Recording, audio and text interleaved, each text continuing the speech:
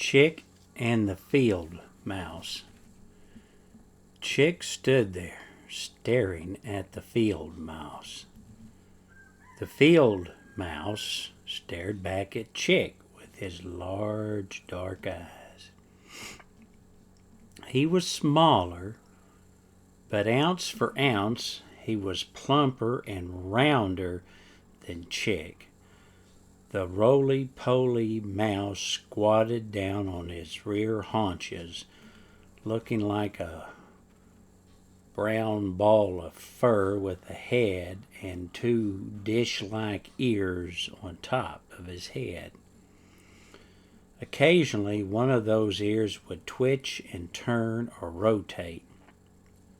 Listening with radar precision for anyone or anything that may be creeping around nearby. Chick waited for him to do something, but he just sat there. Finally, the mouse twitched his whiskers and said, "You know, it is customary to knock before entering someone's home." "Your home?" yeeped Chick. "This is your home?" "Temporarily," said the field mouse, "but still rules of civility apply." Chick peeped in amazement. "You talk?" The field mouse indignantly replied, "Of course I talk, you silly little nit. No, I mean, you talk Chicklish." "Oh, that," said the field mouse. "Well, it's not all that difficult, unlike speaking field mouse, which is nearly impossible for non-mice to master." "I can speak a little, field mouse," said Chick. "My dad taught me." Chick then did his best to squeak, which was followed by a chitter. The field mouse sat there for a moment, twitching his whiskers, and then he finally said, "Nice to meet you too, Bug Fudge. My name is Dormus." "Bug Fudge?" peeped Chick. "No, I was trying to say my name is Chick." "Oh, that makes more sense," said Dormus. "I'd hate to think that even a chick would name her child Bug Fudge. In my language, Bug Fudge is a very rude term." "It was your accent that threw me off. When you have a beak instead of lips, some of the words are difficult to pronounce." "What is Bug Fudge?" asked Chick. Dormus made a face and said, "Oh, you don't want to know." He then extended his paw and said, "Once again, let me say, it is very nice to meet you." Chick placed his wing in Dormus's paw and said, "Nice to meet you too. Sorry about barging in. I didn't know this cave belonged to anybody." Mildly amused, Dormus replied, "Cave? You call this a cave? Well, that's a bit of a stretch. It's actually more of a den, and a pretty small one at that." Thinking that a den was a type of cave, Chick said, "I didn't think there were any caves, dens on the Homestead." "There are a few," said Dormus. "They're mostly around and in the stone wall." Trying not to sound too eager, Chick said, "I'd like to see them sometime if you could show me." "Perhaps," said Dormus, "but they aren't as nice as this one, which is why I stay here when I come to the homestead." "Plus, there's no wild creature living in this one," said Chick, trying to sound knowledgeable. "I imagine the others have wild creatures in them." "Well, some are occupied," said Dormus, but they're nothing to worry about. Still, we shouldn't go barging into them uninvited." And Dormus gave Chick a rather sly look. Yeah, again, sorry about that," said Chick. "When I first saw you, I thought you were a wild creature." "Me? A wild creature?" replied Dormus, amused. He then tilted his head and thought for a moment. "I suppose that technically, from a chicken perspective, I am a wild creature, since I was born in what you call the deep brush." Such a quaint term. "However, I personally feel that it's a bit presumptuous that chickens believe that civilization begins and ends at your stone wall, while the deep brush in general can be wild and a dangerous place, especially for smaller people like me. There are places out there that are quite civilized, even more so than your homestead. Your kind seems to think that only chickens are people." "Not all of us feel that way," said Chick. Dormus twitched his whiskers and said, "Name 2. "I'll do better than that," peeped Chick. "I'll name you 3. My dad, my friend Peck, and me. So stick that on a corn cob and peck at it." Dormus smiled and said, "Oh, very well. I will concede your point that there are at least 3 chickens in the homestead that are so liberal-minded, but I can't imagine there would be more than that." The field mouse rubbed his front paws together and said, "So, about that corn, mind if I help myself?" Chick, a bit annoyed, reluctantly said, "Well, okay, help yourself." Dormus sat down and picked up a kernel of corn and sniffed it. Then, smiling, he sighed. "Ah, yes, regardless of your xenophobia, chickens do grow a superior corn." "Xenophu-who?" peeped Chick. "Xenophobia," said Dormus as he took a bite. "It means you're afraid of others." "Not me," peeped Chick hotly. "I'm not afraid of anyone." "Ah, yes," said Dormus, "except for whoever is chasing you." He then took another bite. Seeing Chick still rather annoyed, he said, "What? I'm a field mouse. I hear things. With ears like these, I can't help it." "How do you know someone's chasing me?" asked Chick. "I could have been exploring." "Yes, you could have," said Dormus in between nibbles, "but you weren't. I heard you scurrying along the wall long before you stumbled in here." "Maybe I was just in a hurry to get here," said Chick. "Oh, hardly," said Dormus, as he helped himself to another kernel. "I am a field mouse. I know scurrying when I hear it. Besides, I've been hanging around the homestead for quite some time. I've seen how you like to snoop around trying to get into things. You're not very good at it because you always seem to get caught. So the sound of you running usually indicates that someone is chasing you." "What are you, some kind of spy?" peeped Chick. Looking very indignant, Dormus replied, "That's species profiling. You look at me and you automatically think spy. You think all field mice are spies. You, my friend, are a bigot." "Am not," peeped Chick indignantly. After pausing for a second, he asked, "What's a bigot?" "Someone who hates other species," said Dormus. "I do not," peeped Chick with renewed, even greater indignation. Then, thinking for a minute, he said, "Well, I do suppose I hate species that would try and eat me, but not field mice.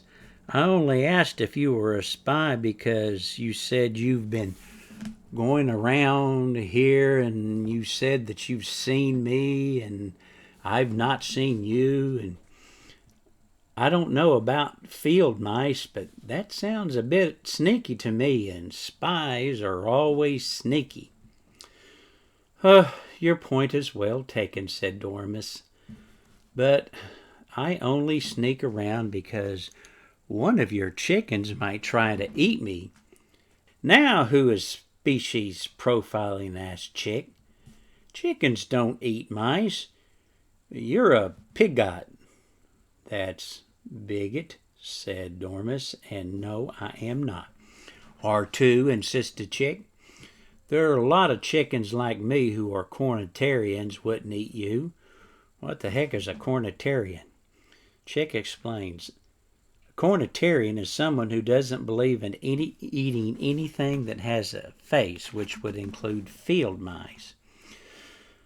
"Oh, I'm so relieved to hear that," said Dormouse dryly. Choosing to ignore Dormouse's remark, Chick pecked at some of the corn. Dormouse reached for another kernel and asked, "What about that Antihasidia? I bet she isn't a cornetarian." Chick nodded emphatically and replied, "No, I imagine she isn't." Dormouse shivered and said, "From the looks of her, she seems like the type that would probably eat her own young." A little surprised, Chick remarked, "You know, you're not the first person I heard say that." "Oh, really?" said Dormouse. "I've heard rumors," said Chick as he pecked some more at the corn. "Although she does have a chick." "Just the one?" asked Dormouse. Chick nodded. "Guess she ate the others," said Dormouse, matter of fact. Changing the subject, then the field mouse said, "You know, I don't always sneak around, but you and I have met before, but we weren't properly introduced. I saw you when you came to see your dad in the corn patch the other day." "Oh, that was you?" said Chick. Dormouse smiled and said, "Well, I'm not the kind of mouse that name drops. Besides, I wanted to make sure the son is as broad-minded as the father." "And?" asked Chick. "Well, not sure," said Dormouse. "You seem okay, for a chicken, that is." Chick wasn't sure about Dormouse either. He didn't want to seem prejudiced, but he couldn't help but think how he had heard the old biddies say that of all the non-chicken species, field mice were the least trustworthy. The two sat there in silence, pecking and nibbling at the corn, and finally Chick said, "You know, my dad has been accused of stealing corn for you." "Oh, I know," said Dormouse. Chick waited for Dormouse to say something else, but he didn't. He just continued to nibble a piece of corn, and finally Chick asked, "Is it true?" Dormouse finished his corn and rubbed his front paws over his face, and then he looked at Chick and said, "Probably." "Probably?" peeped Chick. "What do you mean, probably?" "I assume," said Dormouse, "that the corn your father gave me came from the corn patch." "Yeah, but that was corn he found on the ground," said Chick, "so that's okay." Dormouse chittered and rolled his eyes and asked, "Well, what difference does that make?" "The difference is," said Chick, "Dad is allowed to have any corn he finds on the ground so long as it's not a full cob." "Oh, such generous compensation," said Dormouse rather sarcastically. "Even a chicken deserves better than that. I still fail to see the difference between corn on the stalk and corn on the ground. Only the mind of a chicken could make such a distinction." Chick didn't want to admit it, but he agreed with Dormouse. "Did your father ever tell you how he and I met?" asked the field mouse. Chick looked at Dormouse and shook his head. "No, I suppose not," said Dormouse. "He could have gotten into a lot of trouble if the wrong person found out, especially from someone who is tall, skinny, and hideous, like Hideous Hasidia." Dormouse, amused by his own joke, snickered. When he saw that Chick wasn't laughing, he cleared his throat and continued. Well, the first time I met your father was when he caught me in the corn patch. So you were stealing corn, huh? Said Chick. I prefer the term foraging, said Dormus. Foraging is what we do when we find food. We don't ask questions like, how did it get there or who grew it? We simply take what we need and move on. Even if it doesn't belong to you, said Chick. Dormus scratched the end of his nose and asked, well, what makes you think that the corn belongs to you? Because we planted it, said Chick. If a squirrel finds an acorn and buries it and it grows into the tree, does the squirrel own the oak tree? Chick thought for a moment and said, well, I don't know, maybe, but it takes a long time for an oak tree to grow. Wouldn't the squirrel be dead by then? Dormus smiled and said, I was hoping you would catch that little problem. Now, let's say when the squirrel passes away, then according to how chickens define ownership, wouldn't that tree go to his family? Well, I suppose, said Chick. Then that would mean the squirrel's family would own the tree and all the acorns that came with it. Correct? Chick nodded. Dormus continued, then any creature who lives in the tree would be a trespasser, and whoever eats the acorns would be a thief. Oh, I don't think that's the same thing, said Chick. Isn't it? Asked Dormus. Let me ask you this. Where did chickens get the seed to grow their corn? Well, that's easy. From last year's corn, said Chick. And before that, well, same, I guess, said Chick. And before that, asked Dormus, oh, same place? I don't know. And before that, and annoyed Chick peeped. Geez, how many before that's are you going to ask? My point is, said Dormus, when the first chicken planted the first corn, where did he get it?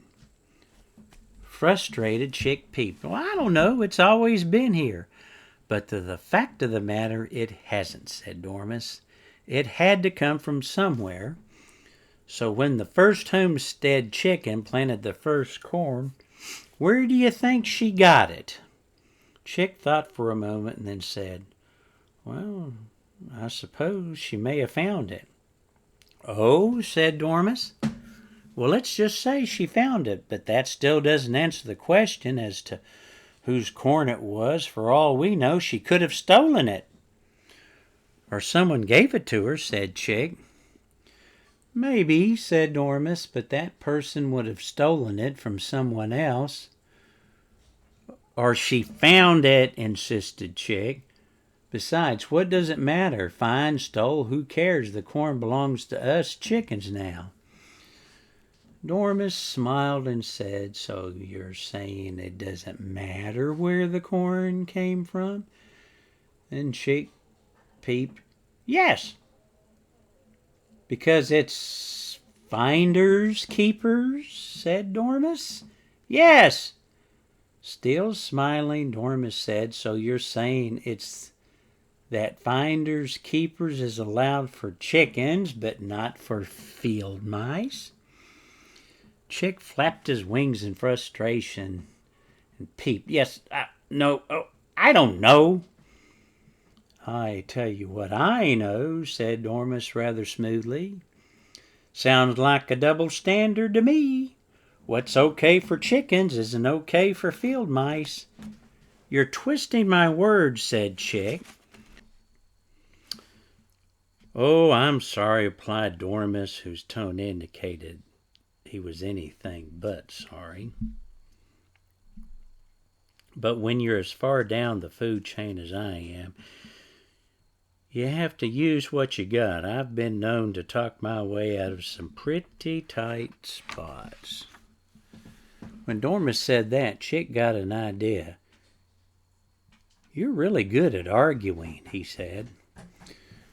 Well, replied Dormus as he smugly examined his nails, I don't like to brag. And you're very persuasive, said Chick. Dormus tilted his head and replied airily, I can be. I bet you could take any position and argue it, said Chick. I do have that ability, said Dormus proudly. And convince them, said Chick enthusiastically.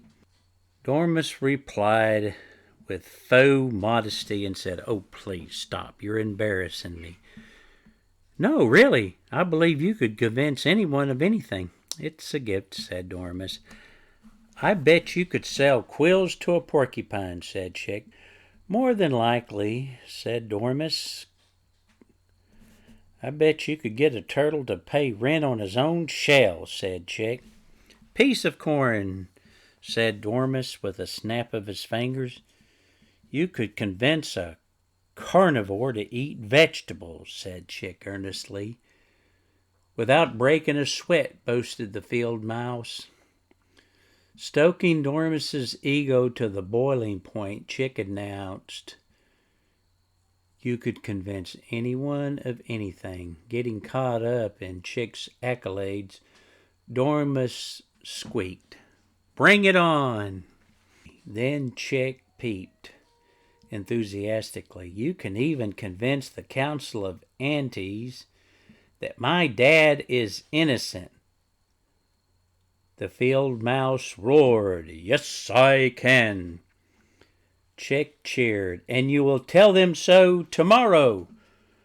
Dormus shouted, Yes, yes, I will. Then suddenly catching himself, he said, Wait, what? What was that? Did you say talk to the Council of Aunties? Trying to keep the momentum going, Chick cheered. Hooray, hooray, you'll set 'em straight. Whoa, whoa, whoa, said Dormus, waving his paws. I'm not going to talk to the Council of Aunties.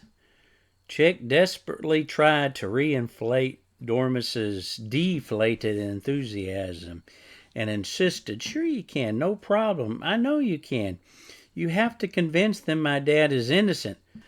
No way, squeaked Dormus loudly.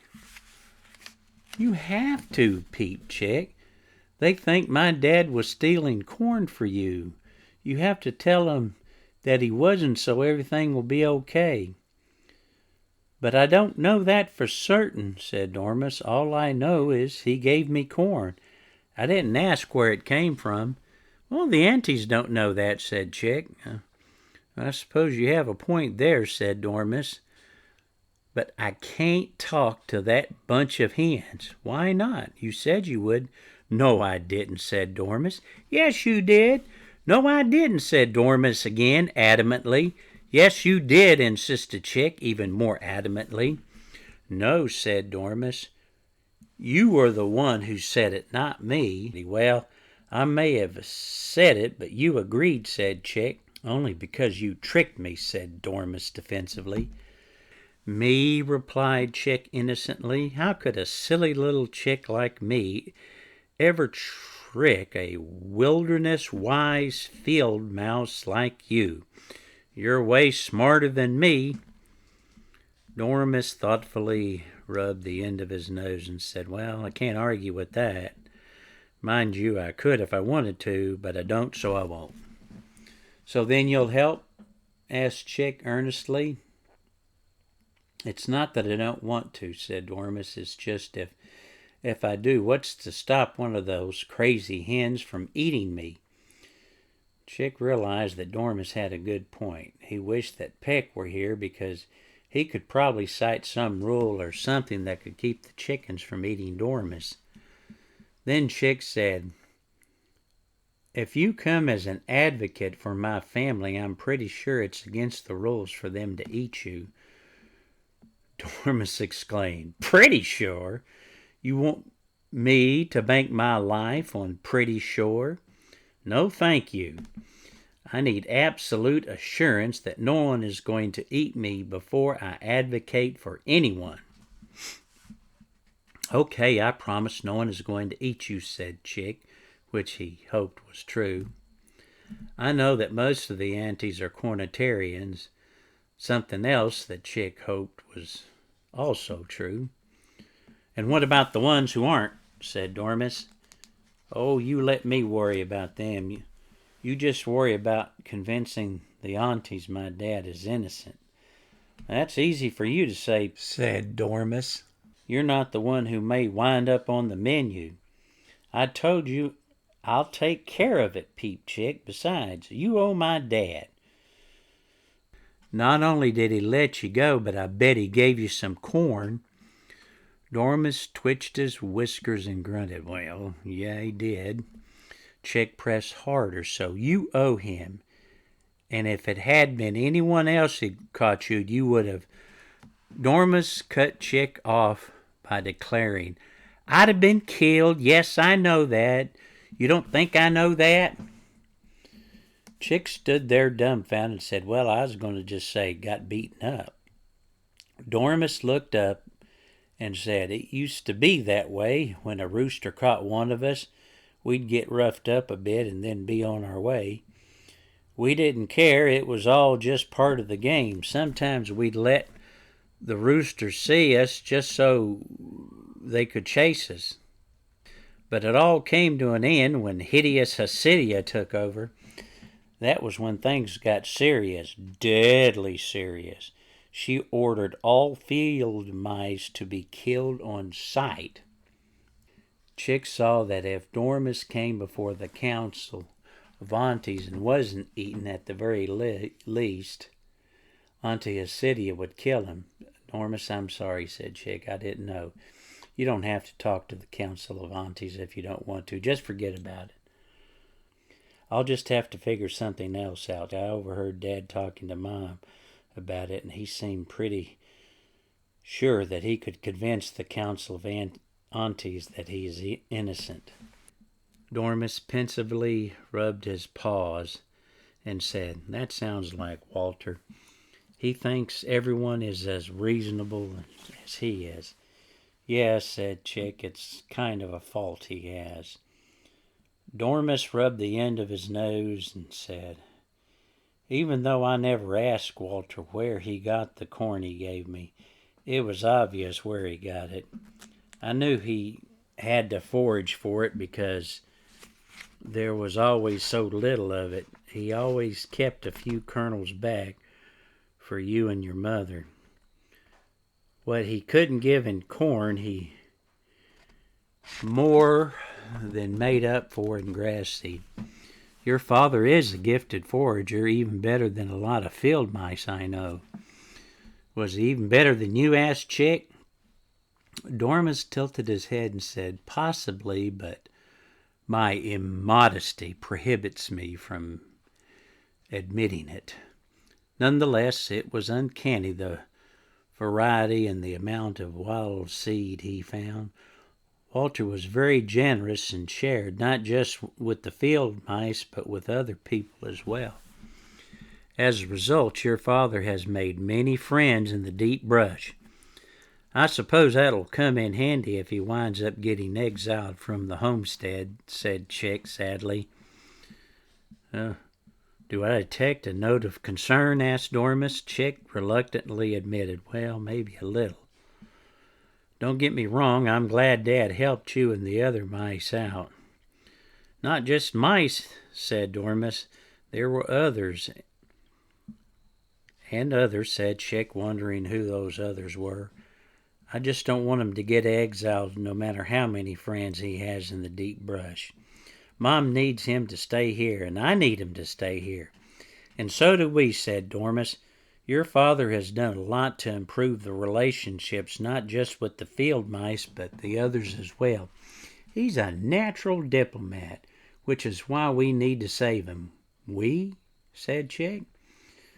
Dormus emphatically replied, yes, we, as in you and me, as much as I would enjoy benefiting from Walter's excellent foraging skills, he is more used to us by staying in the homestead.